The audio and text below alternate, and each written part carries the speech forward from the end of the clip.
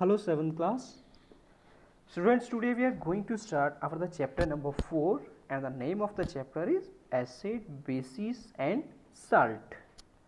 According to me, students, you didn't do about it in your previous classes and this thing is newly for you. Okay, what some of you have listened these terms and know about these things. Okay, what all of you know the word that is a salt, which is written over here, and according to you this salt is that one word, okay, or sorry, it is that one substance which we use in our different types of food as ingredient or as a flavoring agent. But for your kind information, this salt word is not that one substance. Okay, so don't worry, as we go through the chapter in our in this lecture and in our next lectures, okay, all the things clarified to you. Okay, so don't worry and let's discuss or start the chapter for this lecture. Okay, so we all know that there is a wide varieties of materials around us that differ from one another in their color, order, taste, physical state and other properties, and we know, okay, in around us the different types of substance, some having color is black, white, orange, yellow, okay, someone is rectangular, someone is triangular, someone is circular, right, someone having the taste is sour taste, bitter taste or the sweet taste, right, some we can only feel, not we can see or watch it, right. So there are the different types of substances present in our earth, okay, which have the different shapes and the different properties, right. We often use such properties to classify substance material into different categories, and we know on the basis of these properties we classify the different substance कि उनकी properties के basis के ऊपर हम लोग उनको different करते हैं, ये काला है, ये नाटा है, ये गोरा है, ये ऊंचा है, ये नीचे है, ठीक है, ये रेक्टेंगुलर शेप है, ये सर्कुलर शेप है, राइट. तो ये कई तरह की डिफरेंट प्रॉपर्टीज़ के बेसिस पे हम उनको डिवाइड कर देते हैं जी, चीनी की शेप ऐसी होती है, नमक की शेप ऐसी होती है ना, कई ऐसे सारी प्रॉपर्टीज़ होती है जिसके बेसिस के ऊपर हम लोग किसी चीज़ को डिफाइन कर देते हैं, है ना. कुछ ऐसे ग्लास है जिसकी आर पार हम इजीली देख सकते हैं, कुछ ऐसे होते हैं जिनके हम नहीं देख सकते, है ना. तो ये कुछ एग्जांपल्स हैं डेली बेसिस के ऊपर हमारे यूज़ होते हैं. So some materials like lemon, vinegar and tamarind have the sour taste. अब बेटा यहाँ पे एक वर्ड लिखा हुआ है that is the vinegar, okay, जिसे मैं अंडरलाइन भी कर रहा हूँ, ठीक है. विनेगर वर्ड बेटा, ये जो वर्ड यहाँ पे लिखा हुआ है, राइट, ये होता है बेटा सिरका, ठीक है, एज ए फ्लेवरिंग एजेंट इसको यूज़ करा जाता है. और बेसिकली आप इसका यूज़ करते हो जब भी हम लोग नूडल्स वगैरह बनाते हैं, चाहे घर के अंदर बना रहे हैं, जब हम मार्केट में नूडल्स खाते हैं तो वहाँ पे एक पानी की तरह मटेरियल होता है जिसको हम लोग यूज़ करते हैं, ठीक है. ट्रांसपेरेंट इन कलर होता है, but some time this is an colourful, क्योंकि उसके अंदर कलर ऐड कर दिया गया होता है, ठीक है. ईजिली मार्केट्स में अवेलेबल होते हैं, ग्रॉसरी स्टोर्स पे ईजिली अवेलेबल होते हैं, राइट. और इसका टेस्ट कैसा होता है, खट्टा टेस्ट होता है इसका, ठीक है, जैसे नींबू का और टैमरिन दैट इज द इमली का. Okay, this material sour taste due to the presence of the some chemicals called the acids. अब टर्म यहाँ पे आ रही है एसिड, ठीक है. अब ये एसिड है क्या, देखो बेटा, कई हमारे डिफरेंट सब्सटेंस होते हैं और उन डिफरेंट सब्सटेंसेस का जो टेस्ट होता है वो डिपेंड करता है उनके अंदर कुछ जो उस सब्सटेंस के अंदर जो मटेरियल प्रेजेंट है, ठीक है, जैसे हम यहाँ पे नाम देते हैं उसे केमिकल्स का, ठीक है. तो अब ऐसे सब्सटेंस जिनका टेस्ट खट्टा है लेकिन किसकी वजह से, कुछ केमिकल्स की वजह से जो उनके अंदर प्रेजेंट है, तो हम उन केमिकल्स को क्या नाम देंगे, acids, right. Other materials like baking soda and soap. Baking soda as you know that the powder which we use in our house, ठीक है, for the as an a flavouring agent और as an ingredient for the different purposes. And the soap, either it is an a bathing soap और a washing soap, हम लोग अपने घरों में use करते हैं. तो अगर हम उनका टेस्ट करके देखें तो ये कड़वा टेस्ट होता है. सो अब ये जो कड़वा टेस्ट है ये किसकी वजह से, ये जो बिटर टेस्ट है किसकी वजह से, उन सब्सटेंसेस के अंदर स्पेशलाइज केमिकल प्रेजेंट है जिसको हम क्या नाम देते हैं, बेसिस. क्या नाम देते हैं, बेसिस का, राइट. सो यहाँ पे बेटा एक प्रिकॉशंस लिखी हुई है और इस प्रिकॉशंस को आपको फॉलो करना है, जैसे मैं अंडरलाइन कर रहा हूँ, ठीक है, कि it is too much dangerous for us to taste these substances which is present in our house और इन आवर स्कूल। हमें किसी भी चीज़ का टेस्ट नहीं करना है, हमें नहीं पता कोई भी जो अननोन चीज़ है वो है क्या है, ठीक है। So it is an humble request to all of you, don't taste anything which is present in your home or you have seen your school, right? Next पे दिया the term acid has been derived from the Latin word acids, ठीक है। अब जो acid word है वो कहाँ से लिया गया, एक Latin word है जिसका acids है, जिसका नाम क्या होता है, जिसका मतलब क्या होता है, खट्टापन, right? Next अब जो हमारे एसिड्स हैं उसको हमने डिफरेंट टू कैटेगरीज में डिवाइड किया हुआ है, राइट? आप देख सकते हो यहाँ पे first category is the mineral acids. बेटा जैसे यहाँ पे अंडरलाइन करा हुआ है, ठीक है, बुक के अंदर आपने भी अपनी बुक्स के अंदर इस तरीके से इनको अंडरलाइन करना है। यहाँ पे वो हम डेफिनेशन पढ़ेंगे मिनरल एसिड्स की और साथ में उसकी कुछ एग्जांपल्स। तो let's start with them. Acids which are prepared from the minerals present in the earth are called mineral acid. अब ऐसे एसिड या ऐसे सब्सटेंस हम डायरेक्टली कहाँ से ले रहे हैं, अर्थ क्रस्ट से ले रहे हैं, अर्थ से ले रहे हैं, तो हम उन एसिड्स को क्या नाम देते हैं, mineral acids, like hydrochloric acid, sulphuric acid. But I know this is the newly thing for you people because in your previous classes these terms are not being used for you up to the 6th standard, right? So please you have to concentrate on it, okay, because this is a new thing for you, okay? Exam में ये बहुत important है और आपकी जो अगली classes आ रही है it is also important for your next classes. So the examples are hydrochloric acid, sulfuric acid, nitric acid, sulfurous acid, phosphoric acid are some of the well-known mineral acid। अब ये जो नाम है बेटा, इन नाम को आपको लर्न करना पड़ेगा, इनके जो सिंबल्स दे रखे हैं ब्रैकेट्स पे इनको भी याद करना है आपको, ठीक है, बट क्रैम ही करना है। जैसे हम लोग अर्लियर क्लासेस में पढ़ते आ रहे हो, वाटर का formula CO2, sorry carbon dioxide का फॉर्मूला CO2, वाटर का फॉर्मूला H2O, राइट? तो ये जो वैसे यहाँ पे दे रखे हैं, ओके। नेक्स्ट पेज पे चलते हैं हम अपने। Yes, here is a do you know we given over here कि sulphuric acid is often known as the king of the chemicals, कि जो भी डिफरेंट केमिकल्स हम लोग देखते हैं हमारे स्कूल, यूनिवर्सिटीज़, कॉलेजेस में होते हैं या बड़े बड़े इंडस्ट्रीज़ में होते हैं, ठीक है, या स्पेशलाइज जो केमिकल्स हैं उनमें जो किंग है केमिकल्स का, सबसे बड़ा और सबसे खतरनाक एसिड कौन सा है, that is the sulphuric acid. It is use in manufacture of a wide variety of material, of course, ठीक है। इसका हमारे स्कूल्स में, कॉलेजेस में, यूनिवर्सिटीज़ में और डिफरेंट रिसर्च के लिए इसका यूज़ करा जाता है, डिफरेंट इंडस्ट्रीज़ में इसका यूज़ करा जाता है। Next PDF, organic acids.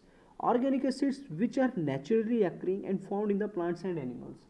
अब ऐसे एसिड जो आपको नेचुरली मिल रहे हैं कहाँ से, प्लांट्स और एनिमल्स के अंदर से, वो एसिड्स क्या कहलाते हैं, हमारे ऑर्गेनिक एसिड्स। एग्जाम्पल्स क्या हैं, many fruits and vegetables contain organic acids, for example गावा कंटेन ऑक्सैलिक एसिड। इस चीज़ को लर्न करना है, बिकॉज अगर आप अपनी बुक्स के अंदर एक्सरसाइज में देखो ना, तो आपके जो मैच ऑफ फॉलोइंग है वहाँ पे ये दे रखे हैं कि इसको मैच करो कि गावा के अंदर कौन सा है, लेमन के अंदर कौन सा है, ऑरेंज के अंदर कौन सा है, टैमारिन के अंदर कौन सा है, राइट, गूसबेरीज के अंदर कौन सा है, ओके।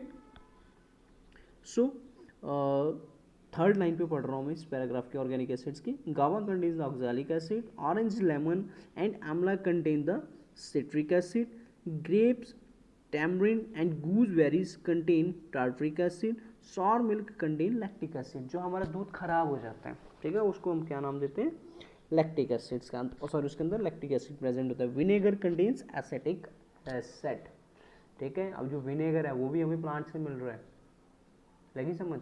तो ये भी इसका फॉर्मूले साथ में गिवन है कुछ के, जिनके आपको गिवन है उनका अपने वैसे याद करना है, जिनके नहीं है उनको अपने ऐसे याद रखना है, ठीक है। यहाँ पे एक वर्ड लिखा हुआ है गूसबेरीज, आंवला को कहा जाता है गूसबेरीज, ठीक है, जो आंवला होता है उसको हम लोग नाम देते हैं, ठीक है, गूसबेरीज का, राइट। ग्रेप्स आपको पता है, गावा आपको पता है, ऑरेंज आपको नाम पता था, ठीक है।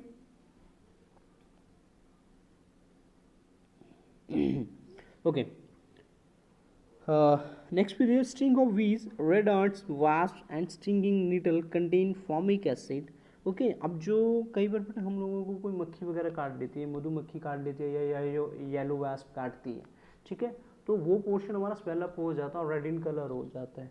तो अब जो भी हमारे जो इंसेक्ट होते हैं, जब भी हमें वो बाइट करते हैं, काटते हैं, तो उनके अंदर कौन सा एसिड प्रेजेंट होता है?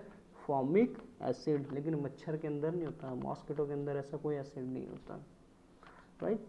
ये याद रखना है आपने, मॉस्किटो भी आपका इंसेक्ट्स के अंदर ही आते हैं वो, लेकिन जितनी भी आपकी बी है, आंट है, उनके अंदर फॉर्मिक एसिड प्रेजेंट होते हैं। Next, acids like hydrochloric acid, nitric acid, sulphuric acid and phosphoric acid are the strong acids. इन चीज़ों को भी अंडरलाइन कर लो जो आपको मैं यहाँ पे बता रहा हूँ, ठीक है, कि ऐसे एसिड्स जो कैसे हमारे स्ट्रॉन्ग हैं, कुछ ऐसे हैं जो वीक होंगे। तो आपने इनके नाम याद रखने हैं कि acids like hydrochloric acid, nitric acid, sulphuric acid and phosphoric acid are the strong acids. Acid like citric acid, acetic acid, carbonic acid are formed, acid are the weak acids, right. We learn more about strong and weak acids in the higher classes. ये further जब हम 10th class में पहुंचेंगे तब हम इसके बारे में और ज़्यादा ब्रीफ में पढ़ेंगे। Next, the last paragraph is here. Acids manufactured in the factories are highly concentrated. That is, the water content in them very low. अब वो बेटा एसिड्स लाइक जैसे आपका सल्फ्यूरिक एसिड है, हाइड्रोक्लोरिक एसिड है, ये इंडस्ट्रीज़ में बनाए जाते हैं डिफरेंट डिफरेंट रिएक्शंस को कराने के बाद, और ये बहुत ज़्यादा हार्ड होते हैं। हार्ड इन द सेंस ये नहीं कि कठोर होते हैं, सॉलिड होते हैं, no, hard in the sense कि ये बहुत ज़्यादा आपके कंसनट्रेटेड होते हैं, ठीक है, बहुत ज़्यादा कंसनट्रेटेड होते हैं। कंसनट्रेटेड का मतलब अब ये समझ के चलो अपनी इस लेवल तक गाढ़ापन, जैसे हम लोग कहते हैं ना कि दूध बहुत गाढ़ा है, या पानी के अंदर हमने चीनी मिलाई और हमने बहुत अच्छे से चीनी मिला दी उसके अंदर, हम ये कहेंगे कि चीनी इसके अंदर, पानी के अंदर चीनी की कंसनट्रेशन बहुत ज़्यादा है, बहुत गाढ़ापन आ रहा है, ठीक है। सो अब अगर उस गाढ़ेपन को हमें कम करना है, ठीक है, तो हम उसके अंदर पानी ऐड करेंगे। तो इंडस्ट्रीज़ के अंदर जो भी एसिड्स बनाए जाते हैं वो बहुत ज़्यादा कंसनट्रेटेड होते हैं, तो उनको डाइल्यूट करा जाता है, उनको पतला करा जाता है, कैसे? पानी को ऐड अप करके, राइट। तो यहाँ पे आप देख सकते हो लास्ट वर्ड में, लास्ट में जाके एक टर्म लिखी हुई है डाइल्यूट एसिड्स। डाइल्यूट एसिड्स का मतलब है कि इंडस्ट्रीज से हम लोगों ने जो एसिड्स लिए, ठीक है, अगर आप अपनी केमिस्ट्री लैब को विजिट करो तो वहाँ पे आपको डिफरेंट तरह के केमिकल्स दिखेंगे, डिफरेंट तरह के एसिड्स दिखेंगे। What your laboratory assistant or your teachers, chemistry teacher or your science teacher add the water in it whenever you do the practicals, okay, or whenever you have a regular classes and you visit to your chemistry lab, okay, then the teacher, either it is your science teacher or it is your chemistry teacher, okay, it shows you the different chemical reactions and add or remove the water or the different mix the different types of chemicals, okay. So उसके basis के ऊपर हम इस चीज़ को देख सकते हैं। what have as you visit your chemistry lab, then you see the different types of the chemicals over there, ठीक है, और किस किस तरीके के कंटेनर्स में उनको डाला गया, आप ये भी वहाँ पे ऑब्जर्व कर सकते हो, ठीक है। तो एसिड्स को पतला करने के लिए जब हम उसके अंदर पानी ऐड करते हैं तो हम उसको क्या नाम देते हैं? फिर एक डाइल्यूट एसिड का नाम, right, okay. Then come on the next page. Yes, for the teacher, देखो अब मेरे लिए भी एक प्रिकॉशन है कि क्या करना है कि explain to the students that concentrated acid must always be diluted by adding acid to water slowly and not water to the acid directly. अब यहाँ पे कहा गया है कि जब भी आपको एसिड को डाइल्यूट करना है तो आपको पानी के अंदर एसिड डालना है। फिर से मैं रिपीट कर रहा हूँ, आपको पानी के अंदर एसिड डालना है, ना कि एसिड के अंदर पानी डालना है। जैसे मान लो आपके हाथ में 2 टेस्ट ट्यूब्स हैं, आपके हाथ में 2 टम्बलर्स हैं, एक में एसिड और एक में आपका एक में आपका वाटर है, एक में एसिड है और एक में आपका वाटर है। तो अब आपको क्या करना है कि वो जो वाटर वाला टम्बलर है आपका, उसको ही अपने एसिड में डाल देना है ना, आपको धीरे धीरे एसिड को पानी के अंदर डालना है, ठीक है। ऐसा क्यों? क्योंकि अगर हम पानी के अंदर एसिड को डालेंगे तो वो जो आपका टम्बलर है, जो आपकी टेस्ट ट्यूब है, वो फट सकती है, क्योंकि वहाँ पर एक रिएक्शन होती है और वो बहुत ज़्यादा हार्ड रिएक्शन होती है, ठीक है, जिससे आपको भी इंजरी हो सकती है और आपके जो साथ में वो काम कर रहे होंगे उनको भी इंजरी हो सकती है। So it is always be remember that you have add the water in the acid, not acid in the water. Okay. Next video, do you know gases like carbon dioxide, sulfur dioxide, nitrogen dioxide, etc. released in the air by factories, powerhouses, automobiles, exhaust. These gases mix with rainwater and form the acids. अब बेटा इस standard में आपको एक new term आपको अब ये एक और ऐड हो रही है कि जितना भी ये धुआं वगैरह छोड़ा जाता है बेटा हमारी इंडस्ट्रीज से, व्हीकल से आ रहा है, ठीक है, और कई डिफरेंट तरीके से जो धुआं आ रहा है, तो उसके अंदर ना कई तरह की हार्मफुल डिफरेंट गैसेज होती हैं, जैसे सल्फर डाइऑक्साइड, नाइट्रोजन डाइऑक्साइड। तो ये गैसेज ना वाटर के साथ मिल जाती है जब भी बारिश होती है, और वो एक्चुअली में क्या बना देती है, फिर एक एसिड बना देती है, ठीक है। तो इसीलिए उस बारिश को जिसके बीच में ये गैसेज मिक्सअप हो जाती हैं और एसिड बनाती हैं, तो हम उस बारिश को नाम देते हैं एसिड रेन का। और जो एसिड रेन है ये बहुत हार्मफुल है, ये हमारे लिए भी दिक्कत करती है और हमारे जो प्लांट्स हैं उनको भी दिक्कत करती है, जो हमारे घर हैं उनके लिए भी ये प्रॉब्लम है, बिल्डिंग्स के, ये लिविंग और नॉन लिविंग दोनों के लिए हार्मफुल है, राइट। तो ये चीज़ यहाँ पे लिखी हुई है, राइट। अब यहाँ पे ना इसको बिल्कुल लास्ट लाइंस में आओ, तो लास्ट लाइंस में आपको ना ये नाम दे रखा है कि acid rain is the main cause of yellowing of Taj Mahal building and monuments made of marble like Taj Mahal that is affected by the action of acid rain. कि हमारे कई तरह के जो मॉन्यूमेंट्स हैं, कई हमारी जो इंपॉर्टेंट बिल्डिंग्स हैं, आज वो ख़राब हो रही है किसकी वजह से, एसिड रेन की वजह से। या हम लोगों के घरों के अंदर जो हमने मार्बल्स लगा रखी थी, टाइल्स लगा रखी होती हैं, ठीक है, जिस पोर्शन के ऊपर बारिश गिरती है तो उस पोर्शन को हल्का सा येलोपन आना शुरू हो जाता है उनके ऊपर, ठीक है, उनके ऊपर कैसा आना शुरू होता है, येलोपन सा आना शुरू हो जाता है। और वो किसकी वजह से हो रहा सारा का सारा, ये एसिड रेन की वजह से। Am I right? So next we and the last topic of this video, that is the bases and alkalis. Bases are substances which react with acids to form water and salt. जो basis होते हैं ना बेटा वो ऐसे substance हैं जो किसके साथ रिएक्ट होते हैं, एसिड के साथ रिएक्ट होते हैं और क्या बनाते हैं, वाटर एंड साल्ट। क्या बना देते हैं, वाटर और साल्ट बनाते हैं। हमारे जब हम ना डिफरेंट आगे नेक्स्ट वीडियो में कुछ रिएक्शंस करेंगे बेटा, जिसके बीच में आपको पता चलेगा, थोड़ा सा और एक्सप्लेनेटरी वे में हम लोग इसको पढ़ेंगे। So bases are substances which react with acids to form water and salt. Bases are bitter in taste and having soapy feel, ठीक है, ऑलरेडी हमने पढ़ लिया था पीछे अभी पिछले पेजेस के ऊपर कि इनका टेस्ट बिटर होता है और ये बहुत सॉफ्ट होते हैं। Some bases are soluble in water, such bases are called alkalis, ठीक है, न्यू टर्म ऐड अप हो रही है, please underline it. Some bases are soluble in water, such bases are called alkalis. अब ऐसे बेस जो पानी में सॉल्युबल है, जो इजीली उसके अंदर डिसॉल्व हो जाते हैं, उसका हम क्या नाम देते हैं, एल्कलीज का। For example sodium hydroxide and aluminium hydroxide are both bases. अब ये दोनों के दोनों बेसिस हैं, बट साथ में क्या बेटा ये डिसॉल्व हो जाते हैं, पानी में सॉल्युबल होते हैं, तो इसीलिए ये एल्कलीज कहला रहे हैं। नेक्स्ट भी there some bases like sodium hydroxide, potassium hydroxide और स्ट्रॉन्ग बेस। जैसे हमने पिछले पेज के ऊपर स्ट्रॉन्ग एसिड्स के बारे में पढ़ा, अब यहाँ पे हम किसके बारे में डिस्कस कर रहे हैं, स्ट्रॉन्ग बेस के बारे में और वीक बेस के बारे में। तो स्ट्रॉन्ग बेस के आपको नाम बता रहे हैं यहाँ पे examples, sodium hydroxide, potassium hydroxide, others like ammonium hydroxide NH4OH, aluminium hydroxide and copper hydroxide और वीक बेसिस। और ये वीक बेस, अब आपको फॉर्मूलाज नहीं याद करने बेटा इनके, आपको इनके नाम याद रखने हैं। I know it is N new thing for you, it is too much difficult for you, but everything become possible, okay, if we do the practice। अगर हम लोग प्रैक्टिस करेंगे, उसको समझने की कोशिश करेंगे, लर्न करने की कोशिश करेंगे ना, तब हमें बहुत ईजिली ये चीज़ समझ आएगी। Okay, so for today I am closing my lecture up to here, okay। in the next video we will discuss the next part of the chapter, okay। if there is any confusion, any doubt, okay, then please ask to me, okay, on our WhatsApp group, okay।